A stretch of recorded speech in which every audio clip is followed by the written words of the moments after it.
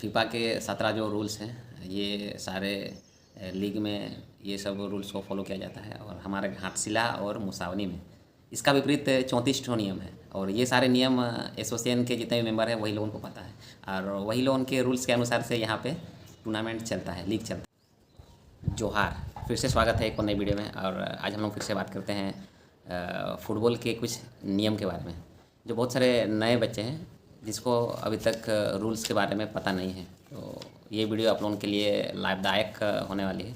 तो आप लोगों ने रूल्स को थोड़ा सा जाने और जिससे आप लोगों को फ़ायदा हो। तो चलो उसके बारे में हम लोग थोड़ा सा चर्चा करते हैं और आप लोग वीडियो को एंड तक देखें, आप लोगों को सारा चीज़ समझ में आएगा। और मेरा बात आप लोगों को कितना हद तक सही लगता है तो ये भी हमको कमेंट माध्यम से ज़रूर बताएं। तो चलो हम लोग वीडियो को शुरू करते हैं।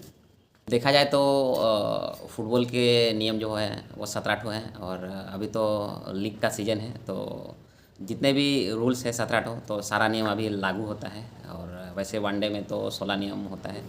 तो आज हम लोग जितने भी नियम हैं 17 ठो, सब नियम के बारे में थोड़ा सा चर्चा करेंगे और आप लोगों को नियम के बारे में थोड़ा सा हिंदी में बताते हैं। ज़्यादातर तो आप लोग देखे होंगे इंग्लिश में लिखा रहता है, तो आज आप लोगों को हिंदी में बताते हैं क्योंकि बहुत सारे जो नए प्लेयर हैं वो लोगों को इंग्लिश में समझ में नहीं आएगा और सारा चीज़ इंग्लिश का जो मीनिंग होता है वो समझ में नहीं आएगा। तो इसलिए हम लोग आज ये उसका नियम जो है फीफा का वो हिंदी में आप लोगों से थोड़ा सा चर्चा करते हैं। पहला नियम जो होता है खेल का मैदान, सेकंड आता है फुटबॉल, तीसरा आता है खिलाड़ियों की संख्या, जो हम लोग कितने टीम प्लेयर रहते हैं मैदान के अंदर। और जैसे कि आप लोग जानते हैं लीग में तो 11 जन करके होते हैं। और नियम नंबर 4 तो उसमें आता है खिलाड़ियों का उपकरण। तो उपकरण में आता है जर्सी, उसके बाद जूता, मोजा और जितने भी हम लोग का उपकरण होते हैं जो हम लोग पहनते हैं ड्रेस, तो वो सब आता है। और 5 और 6 का बात किया जाए तो रेफरी और सहायक रेफरी ये सबसे ज़्यादा इम्पोर्टेंट है, क्योंकि यही 2 नंबर जो है रेफरी और सहायक रेफरी, इसी के आधार पे सारा चीज़ होता है। फुटबॉल का जितना भी नियम होता है तो यही सारे नियम फॉलो करते हैं, यही हम लोग को बताते हैं सही गलत। तो सबसे इम्पोर्टेंट है। चलो आगे बढ़ते हैं। 7 और 8 जो मैच की अवधि जो 7 नंबर में होते हैं और 8 नंबर में होते हैं कि खिलाड़ी मैदान के अंदर मैच को शुरू करना और फिर से शुरू करना। तो मैदान के अंदर में जितने भी फाउल होते हैं तो कैसे शुरू करते हैं, तो ये सब का नियम नंबर 8 में आता है। और नंबर 9 में आता है जैसे कि फुटबॉल जो मैदान के बाहर चले जाते हैं तो वो कैसे शुरू करते हैं। उसमें जैसे कि आता है कॉर्नर, आता है आउट हो जाते हैं बॉल, तो वो सब का सारा नियम नंबर 9 में आता है। उसके बाद आता है 10 और 11। 10 में आता है स्कोरिंग, मतलब हम लोग जो गोल करते हैं उसका जो जितने भी नियम होते हैं जिसको विनर हम लोग घोषित करते हैं, तो उसका नियम आता है 10 में। और 11 में तो आप लोगों को पता है जो अभी चल रहा है लीग मैच, तो उसमें सबसे इम्पोर्टेंट होता है ऑफसाइड मैच। ऑफसाइड के बिना कोई भी लीग शुरू नहीं किया जा सकता है, तो वही नंबर 11 में आता है ऑफसाइड। और ये जो नियम है ओनली फॉर लीग मैच में ही इसको फॉलो करते हैं, वनडे में इसका ज़्यादातर रूल्स फॉलो नहीं होता है, लागू नहीं होता है। और नंबर आता है 12। 12 में देखा जाए तो सबसे इम्पोर्टेंट और बहुत सारे नियम आते हैं इसमें। बहुत कोई को इसके बारे में नहीं पता है, तो थोड़ा सा डिटेल्स में हम लोग इसके बारे में चर्चा करते हैं। 12 में आते हैं बेईमानी और ईमानदारी। मैदान के अंदर में जितने भी फाउल्स होते हैं, रेड कार्ड, पीला कार्ड, एक दूसरे को मारना, फाउल करना, ये जितने भी नियम हैं सब नंबर 12 में इसका नियम में आता है। और इसमें देखा जाए तो छोटा छोटा कम से कम 15-20 नियम आते हैं। पीला कार्ड किस में दिया जाता है, रेड कार्ड किस में दिया जाता है, तो ये सारे इसमें बहुत सारे नियम आते हैं छोटे छोटे, तो ये सब आते हैं 12 नंबर में। और 13, 14, 15, 16, 17 ये सब का तो आप लोगों को पता ही होगा। अगर नहीं पता है तो थोड़ा सा इसके बारे में आप लोगों को बता दें।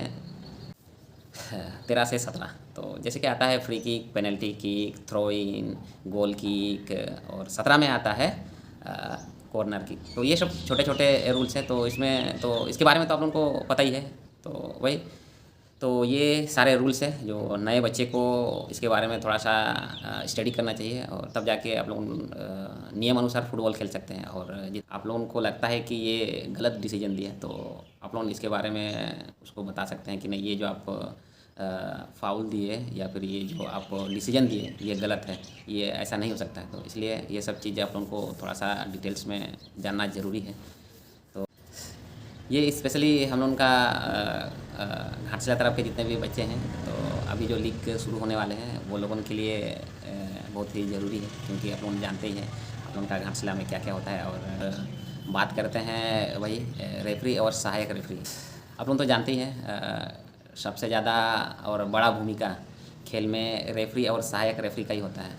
तो यही बोलना चाहेंगे कि आप लोगों ने अगर ये मेरा वीडियो देख रहे हैं जो रेफरी हैं और जो नए प्लेयर हैं, वो लोगों के लिए भी एक छोटा सा संदेश है कि जो रेफरी जो होते हैं, रेफरी का जो एरिया होता है उसमें सहायक रेफरी का भी बहुत बड़ा भूमिका रहता है। मेन रेफरी जो होता है वो फील्ड का अंदर में जितने भी फाउल होते हैं, और साथ में चौथा जो रेफरी होता है जिसको हम लोग बोलते हैं फोर्थ एम्पायर। तो ये जो बाहर में जहाँ पे प्लेयर रहते हैं एक्स्ट्रा प्लेयर, तो वो लोगों को अंदर जाने के लिए पहले चेक करता है कि वो क्या क्या यूनिफॉर्म में सारा चीज़ पहने हैं कि नहीं पहने हैं। उसके बाद टाइम हो गया, और जितने भी एक्स्ट्रा प्लेयर होता है जो इन आउट होता है, तो वही फोर्थ एम्पायर ही वो सब देखता है। और हम लोग बात करते हैं सहायक रेफरी जो कॉर्नर में रहते हैं, लाइन में रहते हैं, आउट लाइन में। ये दोनों का भी सबसे बड़ा भूमिका होता है। और इसके बारे में हम इसलिए बोल रहे हैं, जो हमारे घाटशिला और मुसावनी में जो सहायक रेफरी होते हैं, ये जो रेफरी होते हैं मिड में जो रहते हैं रेफरी मैदान के अंदर में, उसके साथ ज़्यादा कॉम्बिनेशन नहीं रहता है। तो यही कारण है जो बहुत सारे ऑफसाइड होते हैं और फाउल होते हैं। इसका सबसे बड़ा कारण यही है, जो तीनों में कोई कॉम्बिनेशन ज़्यादा नहीं होता है, इसके चक्कर में बहुत सारा फाउल और ऑफसाइड नहीं दिया जाता है। तो यही सब होता है। और यही बोलना चाहेंगे, इससे पहले जो वीडियो बनाए थे इसमें बहुत सारे भाई लोगों ने जो हमको कमेंट किए हैं, तो उसका बारे में भी हम लोग फिर कभी कमेंट का जवाब देंगे और वो लोग का कमेंट भी पढ़ेंगे। तो यही बोलना चाहेंगे, अगर आप लोगों को घाटशिला और मुसावनी में फुटबॉल खेलना है तो ये सारे रूल्स आप लोगों ने एक बार ज़रूर देखें। नए बच्चे को स्पेशल, और रेफरी के लिए आप लोगों जो खिलाते हो तो एक दूसरे में जो कम्बिनेशन है वो ज़रूर रखें। और एसोसिएशन में जितने भी मेंबर हैं और पद पर बैठे हमारे संथाली के कुछ अधिकारी, वो लोगों को इसके बारे में सोचना चाहिए अगर ये मेरा वीडियो देख रहे हैं, जिससे हमारे घाटशिला और मुसावनी के जो लीग है उसके बारे में बदनामी नहीं हो। और जो नए युवा जो खेल का माध्यम से सोचते हैं कि वो लोगों ने अपना करियर को संभाले और आगे तक जाएं,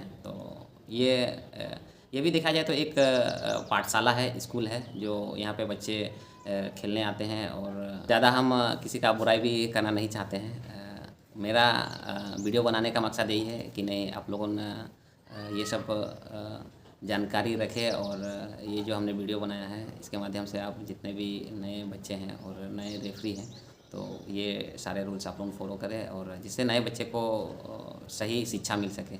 मेरा बोलने का मतलब यही है, उससे ज़्यादा कुछ नहीं है। कि आप लोगों को लगता है कि नहीं, आप लोगों को हम डायरेक्ट टारगेट कर रहे हैं, तो ऐसा नहीं है। जो सही है वो हम बोल रहे हैं। और वैसे भी अभी तक मैं देखा जाए तो हम घाटशिला लीग से ही खेल के बड़े हुए हैं, और वहीं से हम खेल भी ख़त्म किए हैं। तो मेरा टोटल देखा जाए तो 17 से 18 साल का घाटशिला लीग का एक्सपीरियंस है।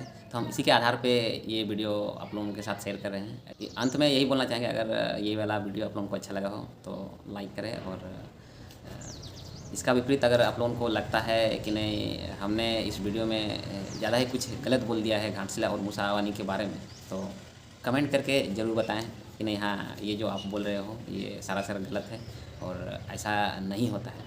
तो ये भी हमको कमेंट के माध्यम से ज़रूर बताएं। और चलो फिर मिलते हैं एक और नए वीडियो में, और नेक्स्ट वीडियो में ऐसा ही कुछ नया लेके आएंगे आप लोगों के लिए। तो तब तक के लिए मेरे ओर से बाय बाय और जोहार।